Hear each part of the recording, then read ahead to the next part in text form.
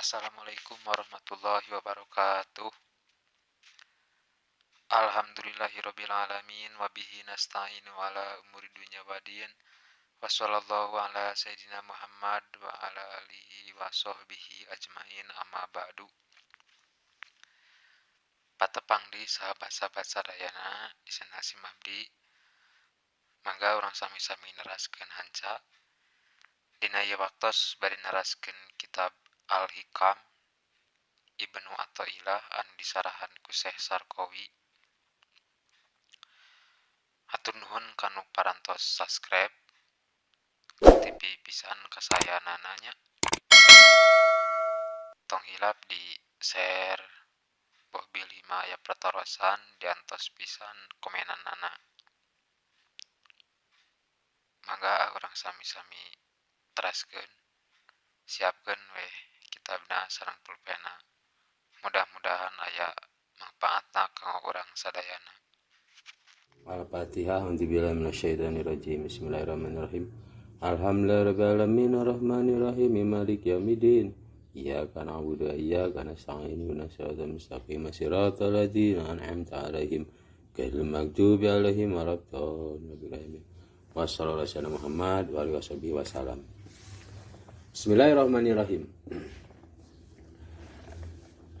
Sawabikul himami ari pirang-pirang pasejaan anu kuat. Iku latahruku moal bisa ngabedah. Ieu sawabikul himam aswarol akdari kana pirang-pirang takdir anu disarupakeun kana benteng nu kuat. Ari pirang-pirang pasejaan anu kuat ida pasifat kana mausuk. Cita-cita anu kuat, pasejaan anu kuat, geus mayunan. Eta moal bisa ngabedah kana pirang-pirang takdir anu disarupakeun kana benteng nu kuat. Hadhil hikmatu ari hikmah iku kata lili seperti jadi elat lima kana perkara qoblaha nu tetep dina samemi ieu hikmah. Jadi ieu hikmah sabikul himam teh seperti jadi elat kanu samemehna. Namun samemehna nyata cek kamari.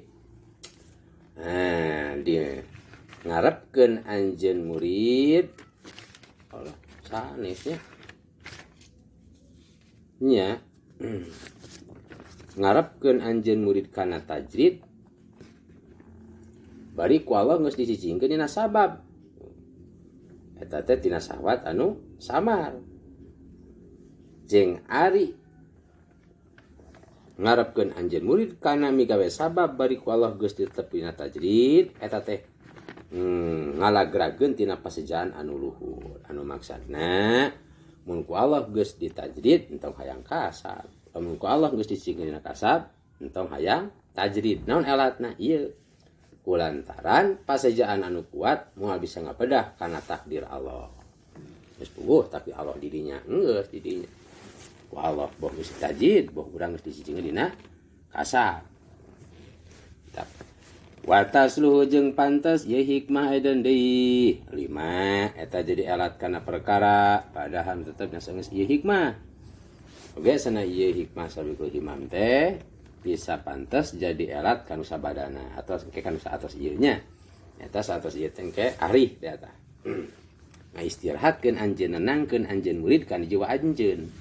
Anu maksudna ulah osok urang pipilueun nguru urusan Allah. Eta nu kahayang teh. Naon margina? Ieu alatna. Kulantaran pasejaan anu kuat, kahayang anu kuat moal bisa ngabedah kana takdir Allah. Kana hukaya-kaya sarasna musannif iku kala ngadawu musannif. Iradatuka ari ngarepkeun anjeun. Ayuhal muridu, hei eling-eling jaman ngarepkeun neupang hate ka Allah.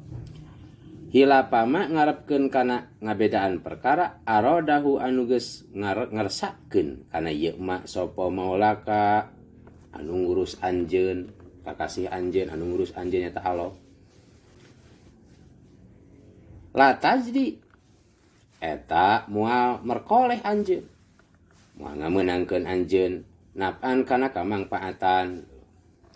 Kaya musonib ari pangarepan anjeun murid kana ngabedaan perkara dikarepkeun ku Allah. Ning sidik ku Allah ditajid dar hayang migawe sabab, migawe kasab. geus puguh ku Allah cicing dina kasabdar hayang tajrid. Jadi eta teh nyulayaan kana perkara dikeresakeun ku Allah. Nah, mun kitu teh moal ngameunangkeun kana kamangpaatan. Lianahu kana sarasna kalakuan jeung tingkah ida kana di mana aya opo sawabikul himami pirang-pirang pasijaan anu kuat anu geus mayunan ayil himamu sawabiku tegasna pirang-pirang pasijaan anu kuat. Naon aya pasijaan anu kuat teh ida kana can aya hobara. Ai pasijaan anu kuat teh aya syariatu tasiri tegasna gancangna napakan bil asyai dina pirang-pirang perkara. Urang boga kahayang asa geus aya hareupeun. Namun urang hayang aya boga cita-cita asa geus hasil. Wahia jeung ari ieu syariatu tasir iku kuat nafsi kuatna jiwa. Alati tanpa ilu anu narima kapigawe ieu lati. Salah, alati tanpa ilu anu narima kapigawe anha tina ieu lati tina sabab kuat nafsi teh. Opo al asya'u pirang-pirang perkara. Watakunu jeung aya ieu in fi'al asya lil wali kawali iku karomatan jadi karomah. Tapi ayeuna urang cita-cita nu kuat, pasijaan nu kuat bisa kapigawe tina eta pasijaan nu kuat teh. Eta jadi karomah kawali mah, seperti kawali mah pasijaan oge kitu bisa bukti. Yukalu selasa diucapkeun pa'ala midamal wali kada kana seperti anu dihimati pasijaan ieu wali. Ida wajahahu di mana nawajuhan ieu wali di mana nawajuhan ieu wali ku ieu himah ilahi kana itu kada. Pawujida mangka ditemu ieu kada. Jadi di mana urang nawajuhan wali kan hiji perkara mangka eta perkara teh bukti aya. Seperti taneuh, turu ya ditawajuhan ku wali. Pasijaan nu kuat, yakin ka Allah. Jadi emas jadi, ya, seperti kawali. Ku pasijaan nu kuat. Jadi karomah tapi eta ge teu terlepas dina takdir Gusti Allah. Oh, tapi karomah moal mesti ditawajuhan tahun-tahun oge. Didiadohan, tuluy, ngarewe takdir Allah. Sabab ayana karomah, ayana urang eta geus aya guratan takdir Allah diajalina.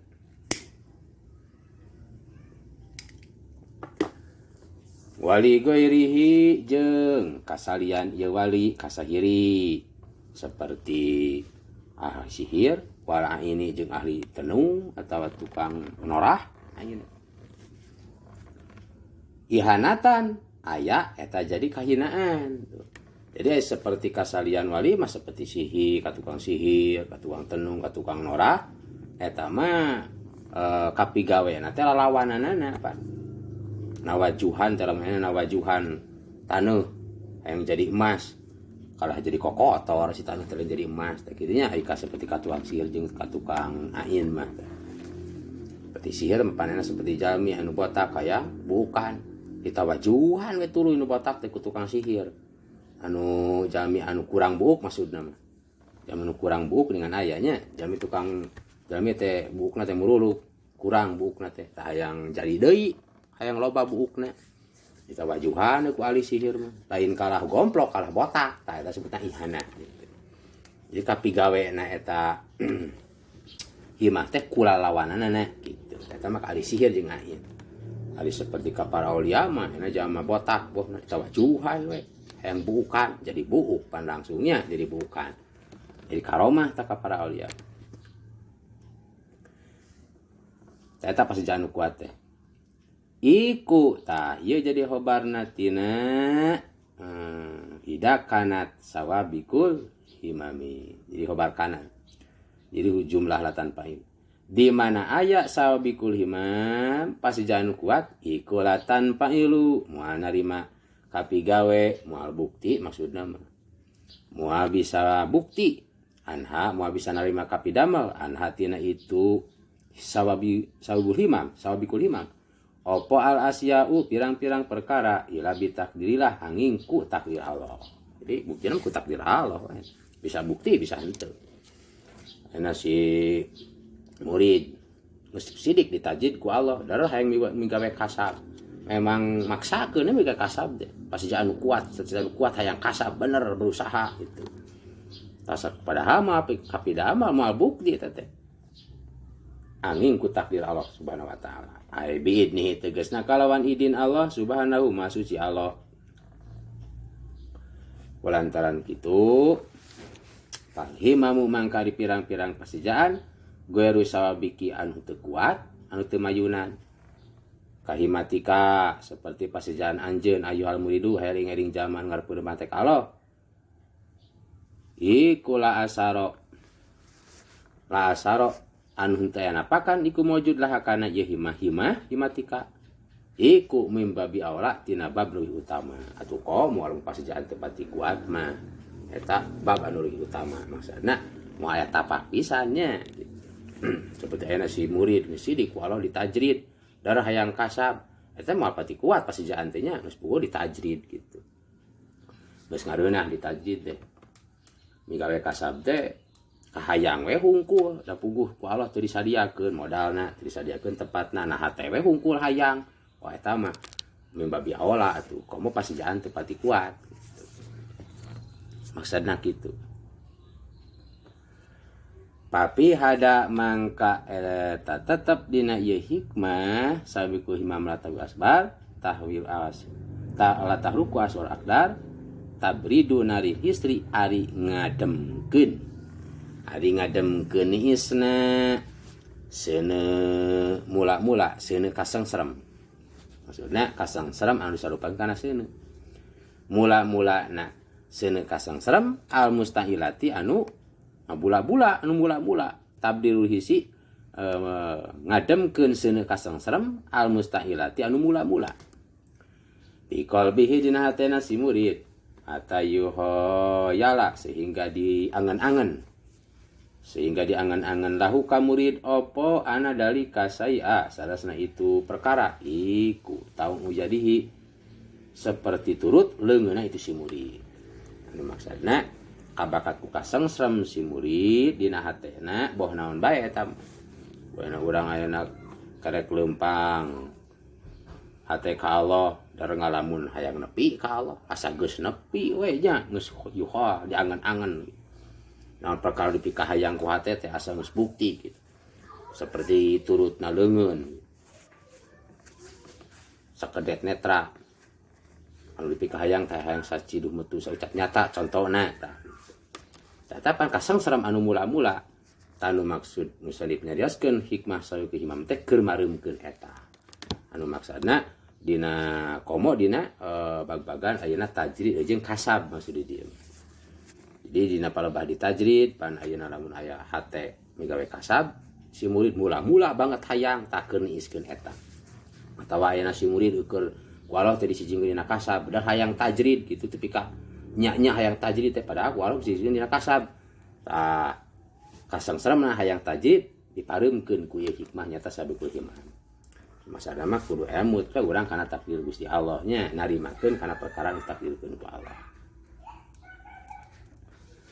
wa nahu jeung sarasna kalakuan jeung tingkah iku yudikuhu bakal nemu ieu si murid iku yudruhu bakal nemu itu si murid kana itu lamu halata henteu mustahil jeung sarasna kalakuan jeung tingkah bakal nemu si murid kana itu teh lamu halata teu mustahil nah sudah diangan-angan teh teu mustahil bakal nemunya iraha we eta mah ana si murid karek leumpang hate ka Allah darah hayang geus mula-mula hate hayang geus nepi ka Allah teh nya tak kasengserem eta teh sehingga diangan-angan mula-mula gitu padahal moal bukti encan aya takdir Allah dak sok sanajan tuluy urang teh takdir ka Allah mapanya ngada moal nepi gitu sabab tepina ka Allah teh ku takdir Allah sok sanajan hate mula-mula hirsun kasengserem hayang nepi teh biasa geus nepi ka Allah teh wa takdir Allah mah tetep moal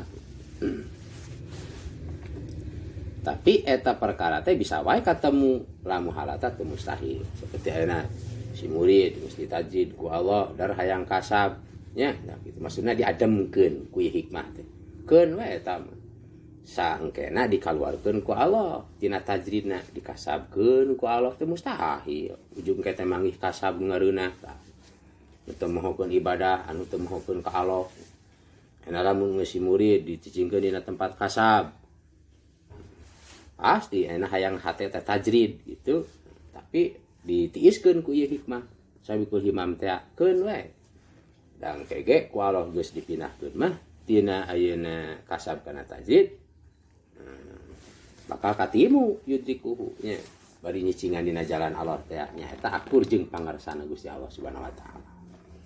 Maksudna mah lamun si murid geus ditajid ulah hayang kasab salagi teu ku Allah ditempatkeun kana kasab.